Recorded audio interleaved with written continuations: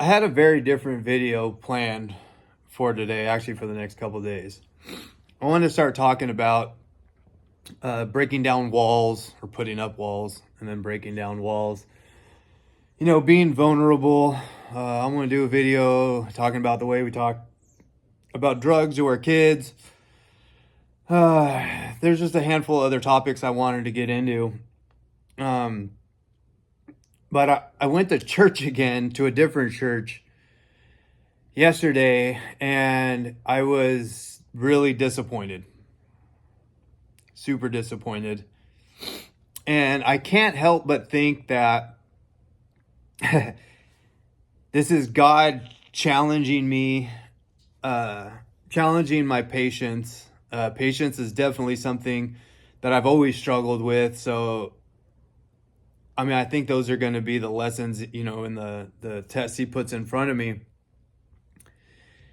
And the reason why I say that I think he's testing my patience is everything that I mocked and hated about religion and used to throw in people's face about, churches just being a cash grab, and it's just a tool for control is a lot of, what I used to think. So I think he keeps throwing that in my face to see if I quit. I think he's trying to test me to see if I just throw my hands in the air and be like, I told you guys the whole time that this was just a cash grab and it's all bullcrap. But I ain't quitting. Not going to quit. I'm definitely going to keep pursuing it. But I want to talk about what happened yesterday. So we decided, the last video I did talking about the first time I went to church, it was all the same. It just seemed like they were pushing membership and yada, yada, yada. So we go to this new church and immediately starts off with, here, there's a couple of things in here. He immediately starts off with money. The root of all evil is what he starts talking about. And I was like, okay, well, see where this goes. First thing he talks about, and this is another argument that I've always had to pick the Bible apart, is we don't know the translation of a lot of the Bible. A lot of it's been translated from Aramaic to Greek, all the different translations and stuff. Well, ancient Aramaic and Hebrew, they didn't have a vowel system. So when it got translated, we had to add vowels, and we had to guess on a lot of the words and the meanings and stuff. And the word that the ancient text used was mammon, and they translated it into, which I don't understand how the ancient Hebrew word was mammon if they didn't have a vowel system. Anyways, I didn't even think about that right now. Anyways, so we don't actually know that God or Jesus was talking about money. So that would be something I 100% would have already been like, so you don't even know that's what he was talking about. You don't know that he was talking about money. For all we know, he could have been talking about some other, maybe just monetary system or something. I don't know. Whatever. That's neither here nor there. So he starts off with that, saying that we don't actually know what they meant, but we're guessing. So, immediately I go to, it kind of proves my point. So the whole sermon, he goes on about, needing to, giving is more important than receiving, and like all the stuff that the Bible teaches. He mentioned that sorry that I don't make a lot of eye contact with the camera when I'm staring off like that, especially if you know me in person, and it feels like when I'm in a conversation with you, I'm not making eye contact. It's not because I'm trying to be rude. It's because I'm looking inside of my brain for the thoughts that I've already drawn out. If that makes sense to you. I like blueprint everything in my head before I do things. I've done it with my career. I've done it with skateboarding, with dirt bike riding, everything. It gets blueprinted in here, and then I execute. So when I'm staring up like that, I'm thinking, I'm looking at my notes. Anyways, he starts talking about, the rich don't or have a hard time getting into heaven. And it's like, well, what's your definition of rich? Because I'd say I'm rich.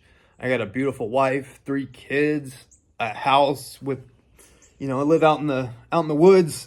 Life's pretty good. I feel like my life's rich. Am I going to have a hard time getting into heaven?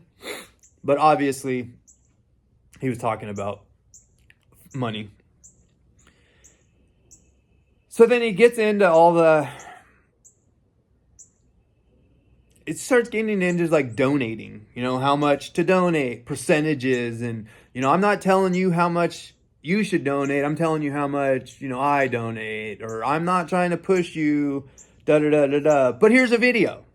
Here's a video of a couple that talk about how much they donate.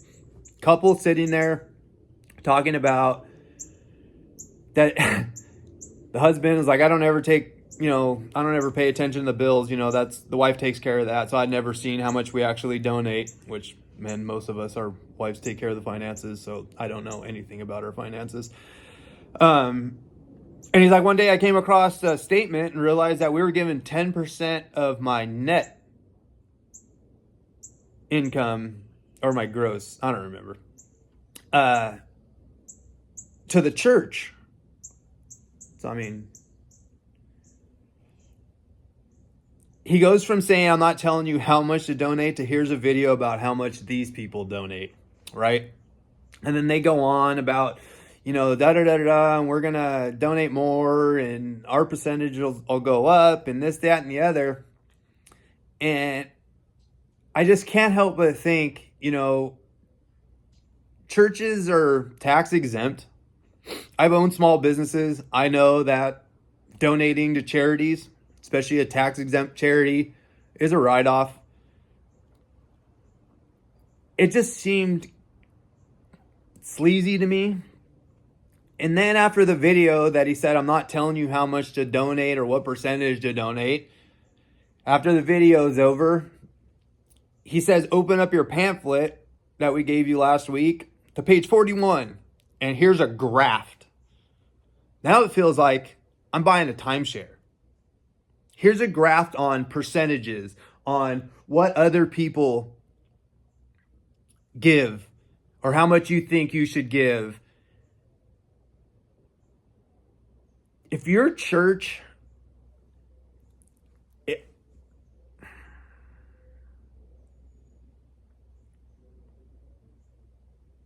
I don't know what to make of this.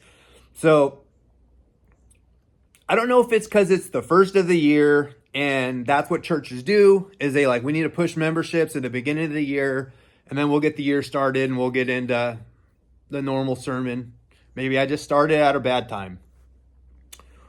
Maybe this is God testing me to see how long it takes me to quit. I ain't going to quit. Maybe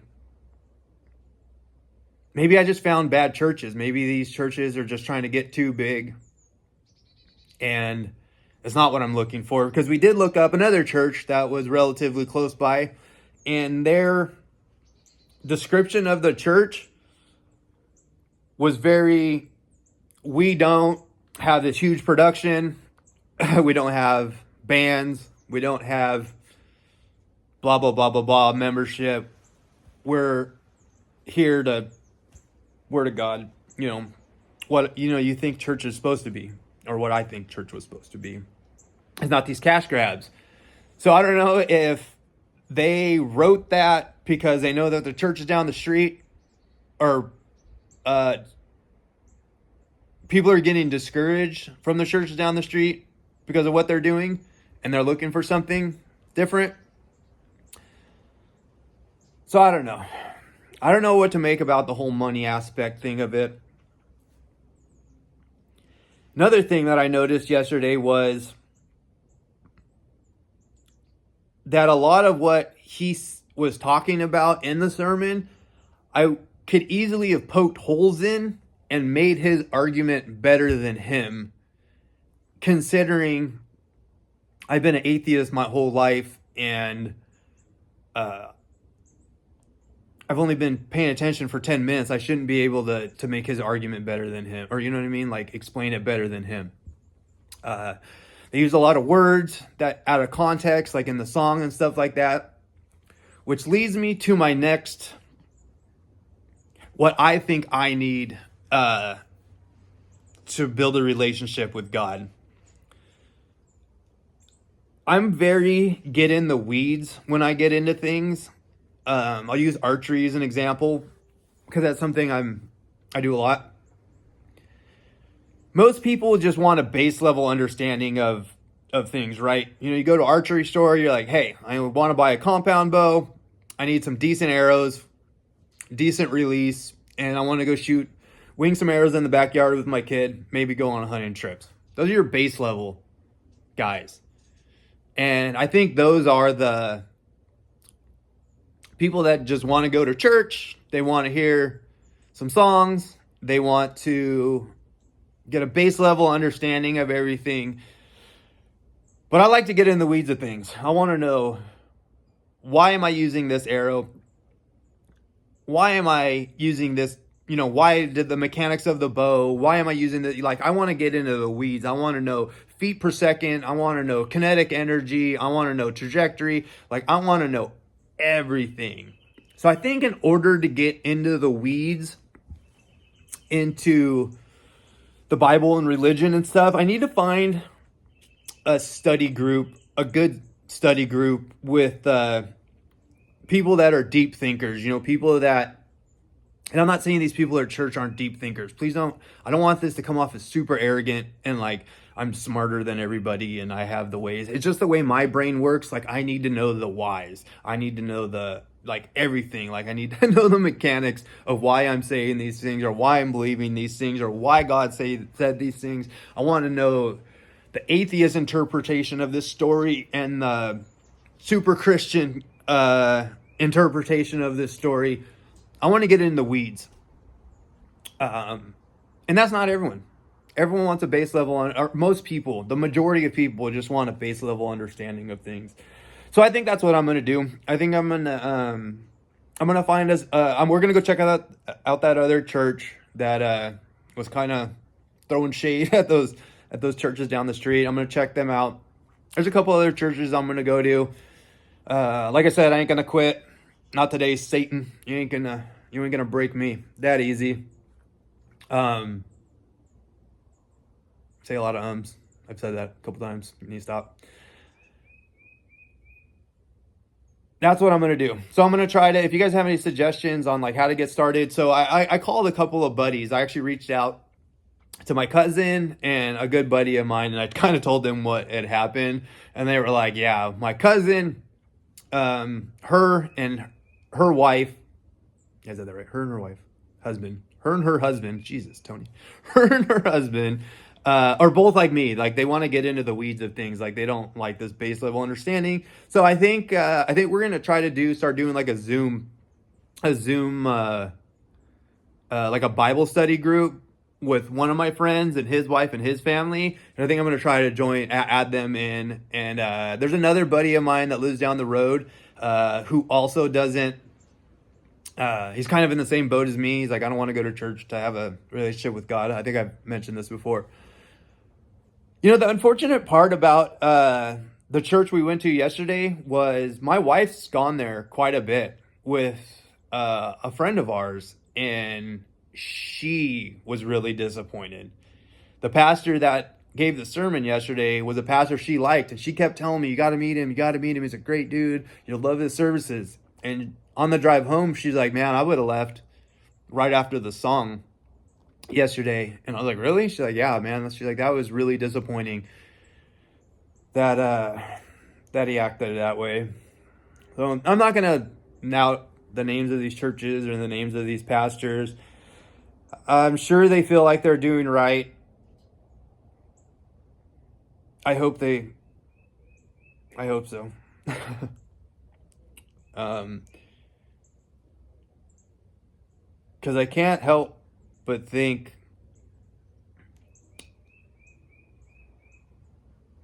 I just can't. Yeah, I hope they're doing right. I'm going to leave it at that.